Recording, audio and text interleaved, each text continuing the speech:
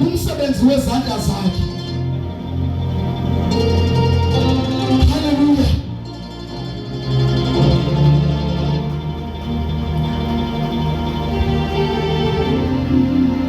Haleluya.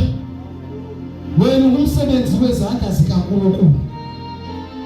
Wena ngowenhliziyo kaThixo. Haleluya. Uthi uThixo ndakwazi usesesizalweni sikamamakho ndakumisela. Haleluya. Ukuthi ube ngumshumayeli ezinhlangeni.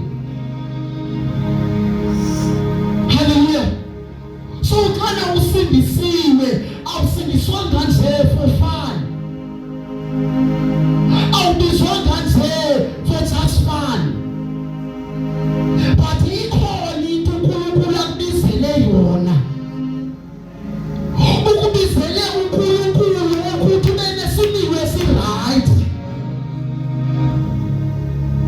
Uthi ubusaziwa ngokwena okanye ubusaziwa ukuthi uthetha ugqibele. Uthukisa ugqibele wena simistrato ngawe.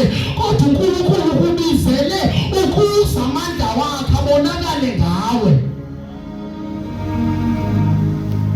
Haleluya. Haleluya. Izake sisiwami. Kwincwadi kaTimoti.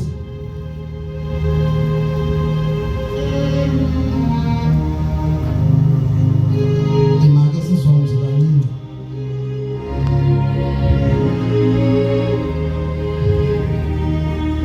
Imake sisiwami. Zonake khila pha. uTimoti. Yango oqala sisiwami.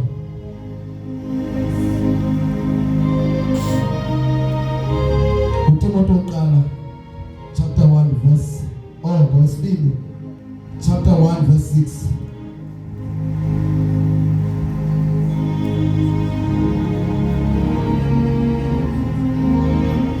Ncwadi kaTimoti wesibili chapter 1 verse 6. Isihloko sithi umbulelo nenkuthazo. Verse 6. Ngenxa yeso sizathu ndiyakukhumbuza ukuba usivuselele eso sipho wasinikwa nguThixo ukukubeka kwami izandla. Verse 7. Kuba kaloku umoya esinikwe nguThixo asingowabuphabuphaphu, koko uvuselela isibindi, uthando nokuzeyisa. Haleluya. Haleluya. Apho uThixo uyakhuthaza emene emntwini omtsha.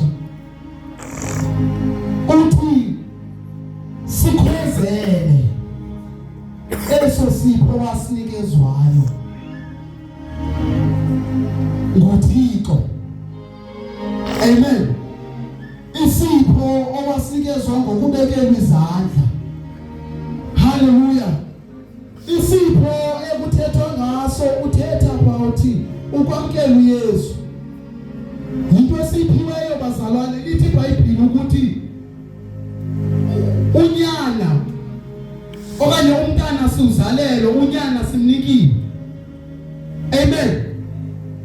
So sisipho bazalwane. Uba noYesu it's a gift bazalwane.